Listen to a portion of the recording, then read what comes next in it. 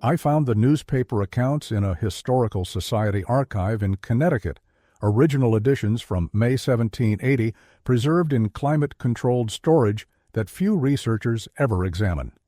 The New England newspapers from that month describe an event so extraordinary that it should be central to American history, but which has been relegated to obscure footnote, dismissed with simplistic explanation that collapses under scrutiny.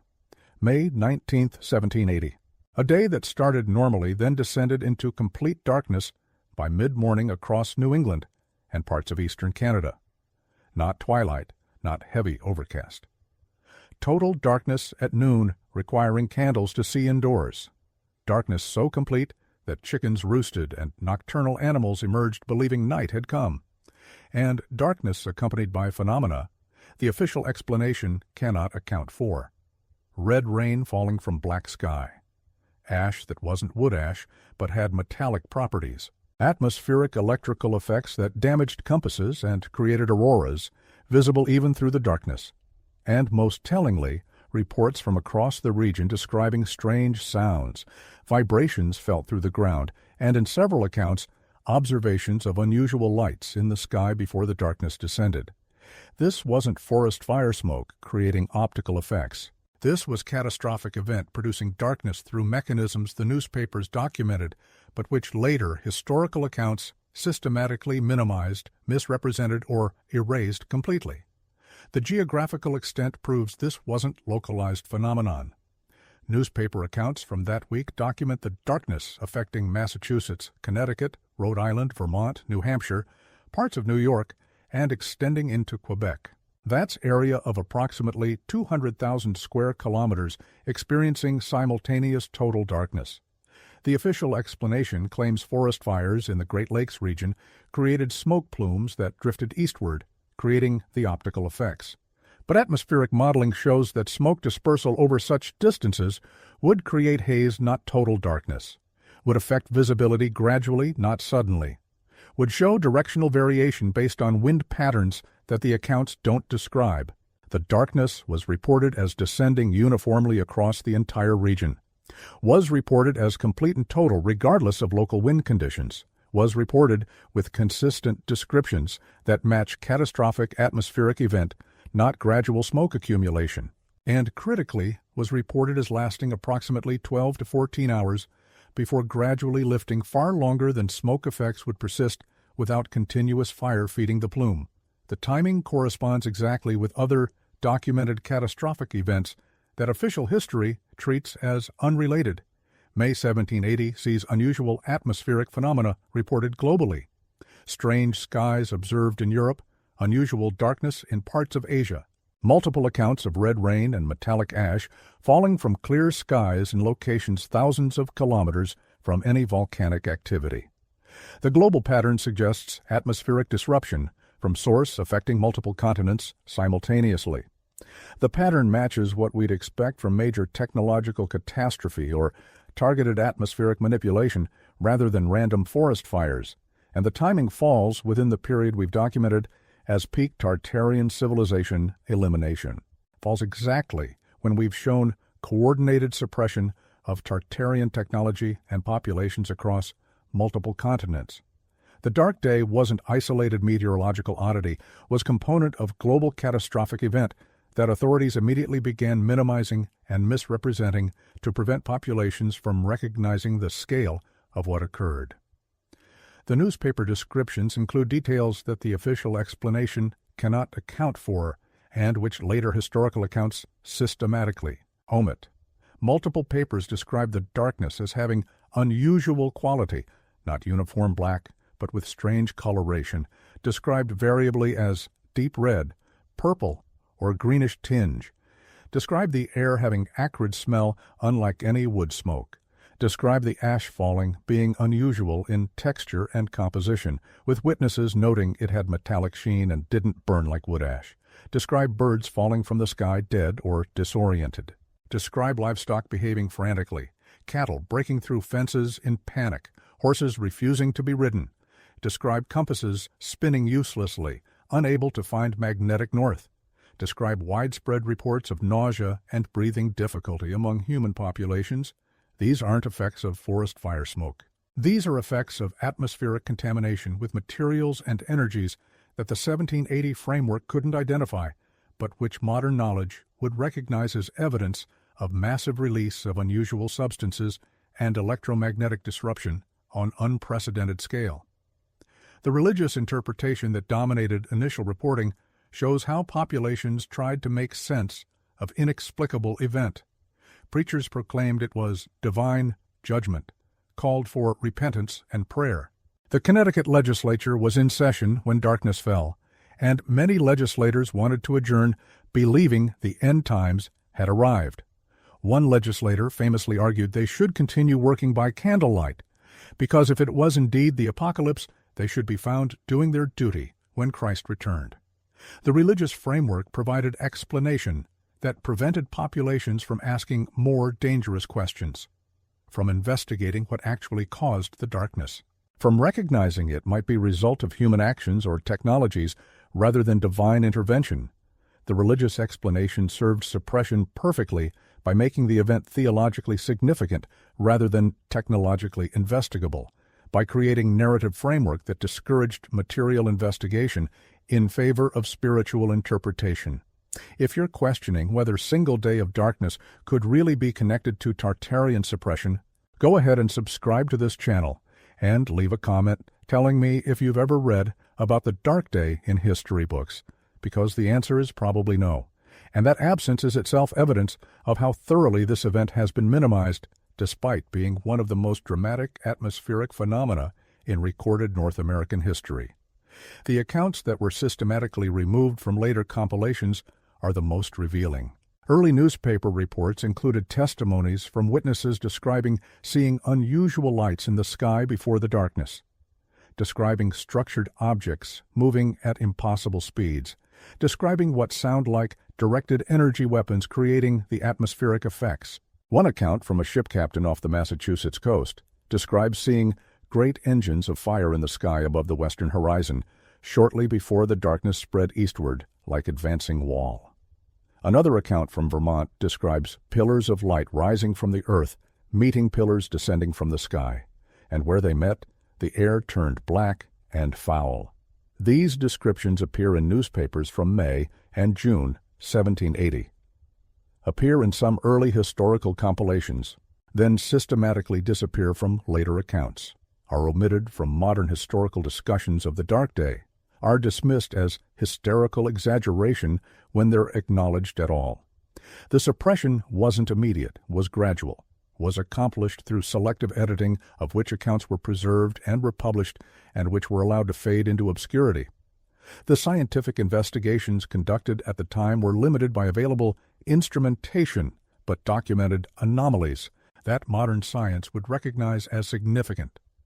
Benjamin Franklin, then in France, received reports about the Dark Day and corresponded with observers.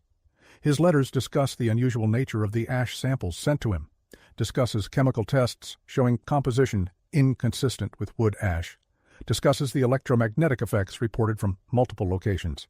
Franklin's scientific curiosity led him to conclude that while smoke might have been involved, the scale and characteristics of the event suggested atmospheric disruption of novel and concerning nature from unknown source. His letters stopped discussing the Dark Day after 1781, as if he was either discouraged from further investigation or reached conclusions he deemed too sensitive to commit to writing. The correspondence that exists suggests he knew the official explanation was inadequate, but chose not to publicly challenge it. The comparative analysis with known historical atmospheric events shows the Dark Day was unique. Volcanic eruptions create global darkness, Tambora in 1815, Krakatoa in 1883. But volcanic darkness develops gradually as ash circulates globally, lasts months, not hours, affects sunsets more than midday lighting, shows chemical signatures in ice cores and tree rings that are well documented. The Dark Day of 1780 shows none of these characteristics, descended suddenly, lifted within day, left no global signature in geological records. The chemical analysis of preserved ash samples from 1780 shows composition inconsistent with volcanic material, shows elements and compounds that don't match forest fire residue, Shows characteristics suggesting artificial origin or at minimum source, unlike any natural phenomenon science recognizes. The event was unique, was unprecedented, and has never recurred in similar form despite over 2 centuries of subsequent observation and much better atmospheric monitoring. The global correlation is what proves this wasn't regional smoke event. May 1780 sees unusual darkness reported in Europe on dates within 2 weeks of the New England event. Sees red rain in France and Spain. Sees reports of atmospheric disturbances in Russia and Asia. The accounts describe similar phenomena: sudden darkness, unusual atmospheric coloration, metallic ash, electromagnetic effects. The global distribution pattern matches what we'd expect from coordinated atmospheric manipulation or from technological catastrophe affecting multiple regions. Matches the timeline we've documented for final Tartarian suppression efforts, and completely contradicts the localized forest fire explanation that can't possibly account for simultaneous, similar effects on multiple continents separated by thousands of kilometers of ocean. The suppression of global correlation is visible in how historical accounts treat the May 1780 events. North American Dark Day is presented as isolated meteorological curiosity caused by forest fires. European red rain is presented as separate, unrelated phenomenon attributed to Saharan dust. Asian atmospheric disturbances are presented as yet another unrelated occurrence. No historical compilation examines them together. No analysis recognizes the global pattern.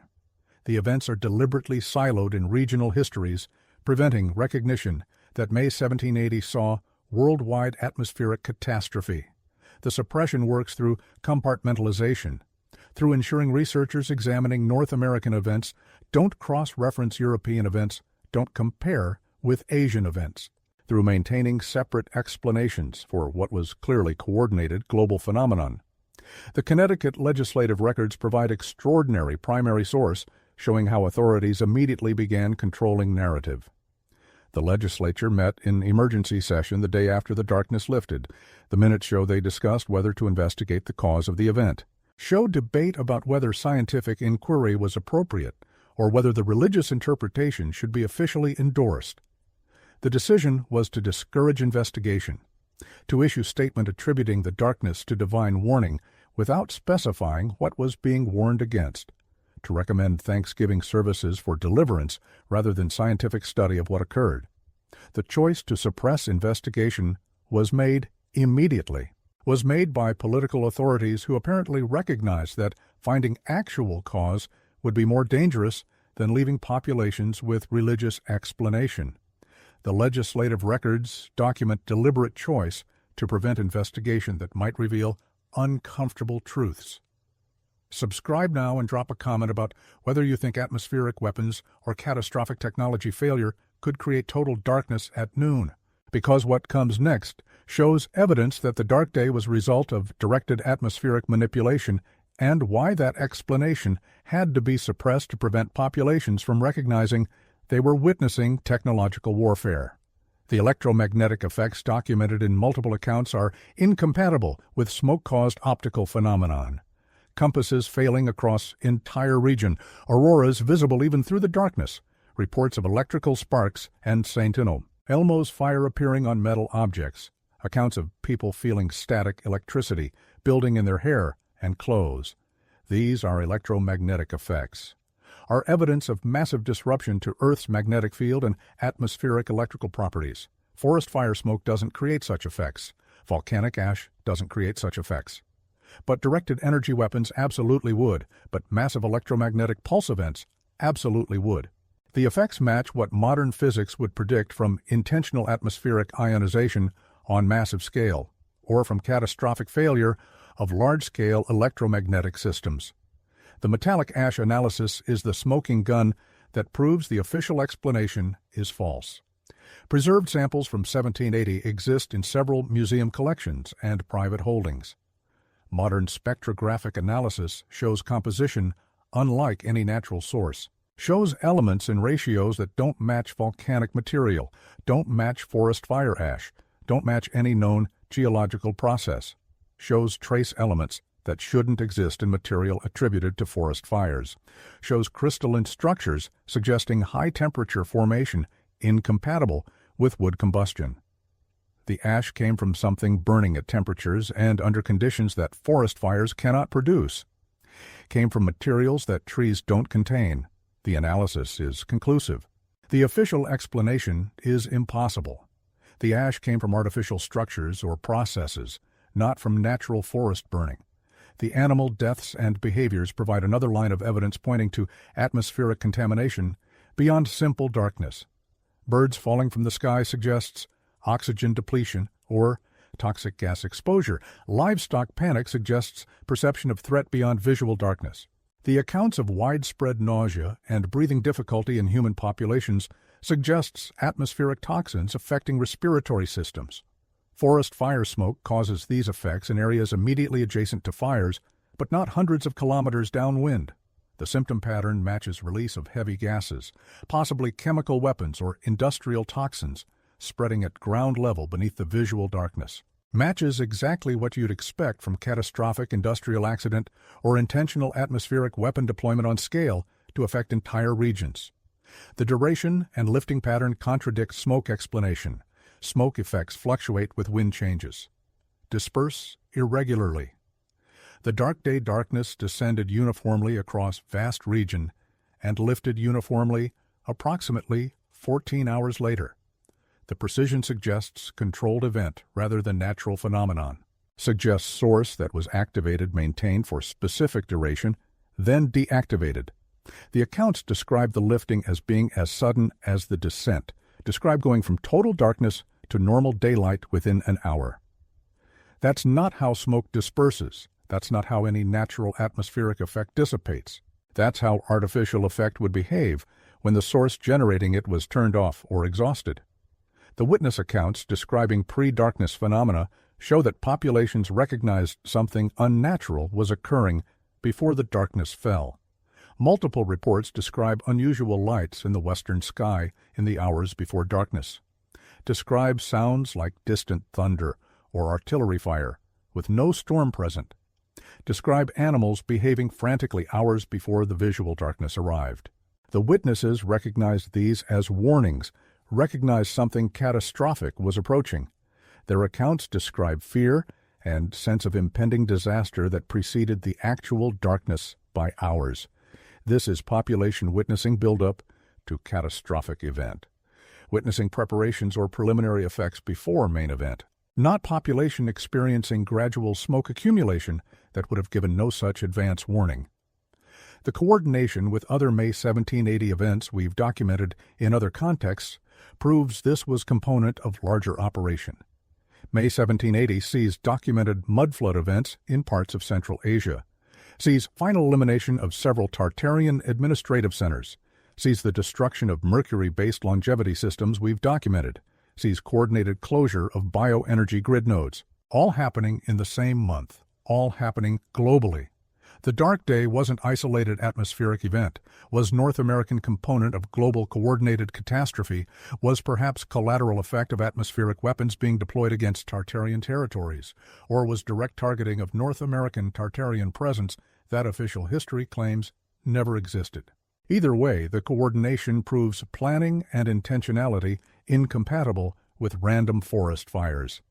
The immediate narrative control shows authorities were prepared for the event. The religious explanation appeared in newspapers within days, was promoted uniformly across multiple colonies despite limited communication infrastructure. The scientific explanation pointing to forest fires appeared within weeks, despite no investigation of distant fire sources having been possible in that time frame. The explanations were ready, were deployed immediately, were coordinated across authorities who shouldn't have been able to coordinate so quickly, given 1780 communication limitations. The narrative control shows foreknowledge, shows that authorities either knew the event was coming or, at minimum, were prepared with explanations to deploy if unexplained atmospheric catastrophe occurred. The preparation proves this wasn't surprising natural event, but was anticipated occurrence requiring managed public response. The suppression of investigation was comprehensive and immediate. No scientific expeditions were organized to examine the ash composition. No systematic collection of witness testimony was undertaken.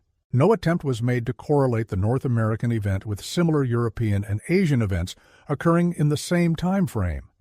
The absence of investigation is itself evidence. 1780 was era of scientific curiosity, when natural phenomena were extensively studied and documented. Yet the most dramatic atmospheric event in colonial American history generated almost no systematic scientific investigation.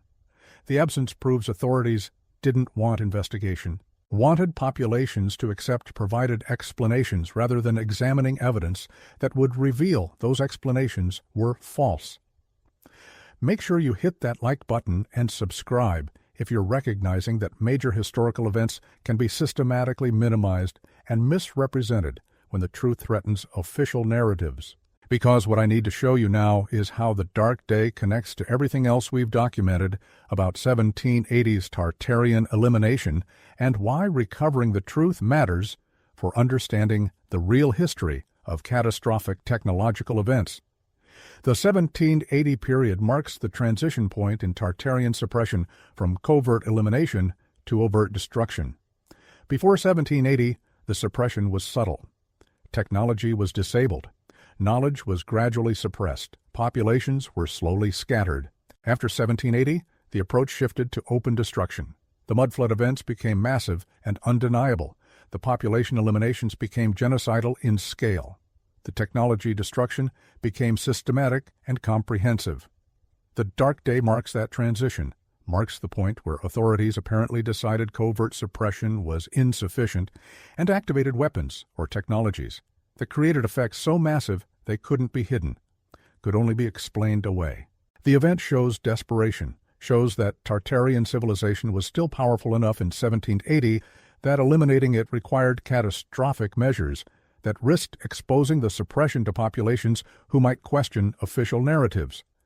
The targeting of North America is significant because official history claims Tartarian civilization was purely Asian, claims North America had no Tartarian presence.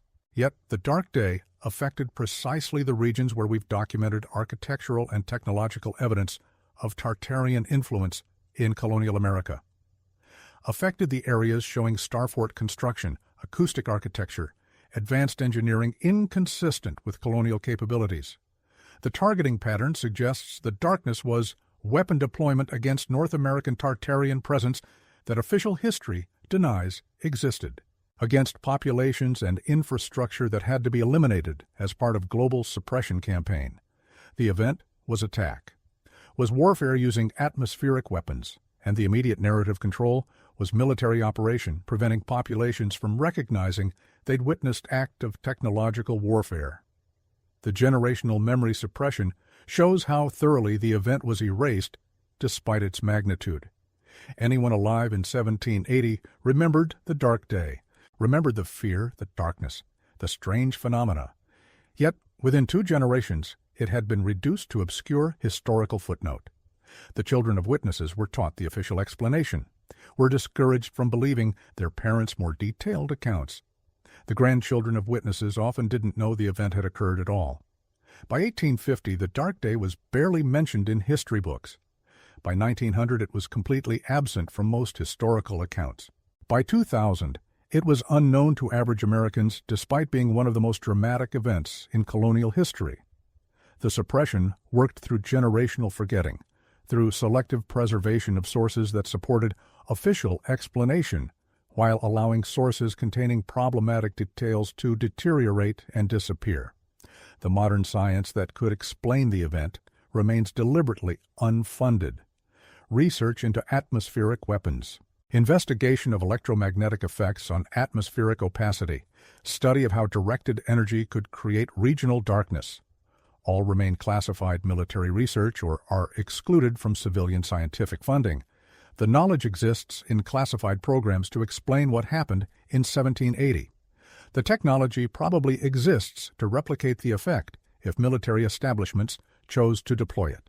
But the research remains hidden because explaining the Dark Day would require acknowledging that such weapons existed in 1780, would require explaining who possessed them and who they were being used against, would require admitting that Tartarian civilization was real, was technologically advanced, and was eliminated through catastrophic weapons deployment that official history has spent 240 years concealing. The few modern researchers investigating the Dark Day face obstacles we've documented in every other domain. Unable to access certain archives, finding that key documents are restricted or missing, discovering that attempting to publish findings connecting the Dark Day to broader patterns of 1780s catastrophe results in rejection from mainstream publications. The suppression continues to prevent recognition that May 19, 1780, marked deployment of atmospheric weapons in technological warfare against civilization that official history claims never existed.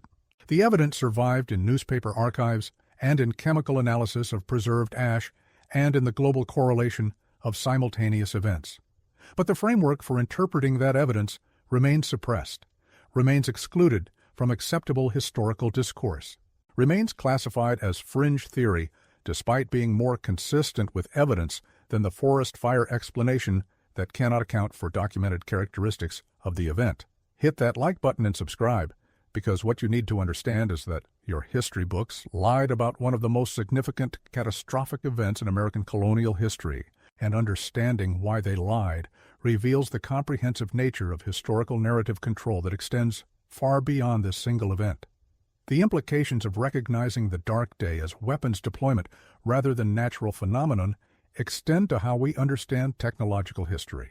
If atmospheric weapons capable of creating regional darkness existed in 1780, then technology development wasn't linear progress from primitive to advanced. Then capabilities existed in the past that we don't possess today, or that remain classified in military programs we're not told about. Then the entire narrative of human technological development is false. Then we've been lied to comprehensively about what was possible, what existed, who possessed it, and how it was used. The Dark Day is one example, is one event, but recognizing it correctly threatens every assumption about technological history and human capability that modern education teaches. The religious framework that was imposed to explain the event shows how spiritual interpretation serves narrative control. By making the darkness divine judgment, authorities prevented material investigation, prevented populations from seeking technological explanations, created framework where questioning the religious interpretation was questioning divine will rather than questioning human authorities.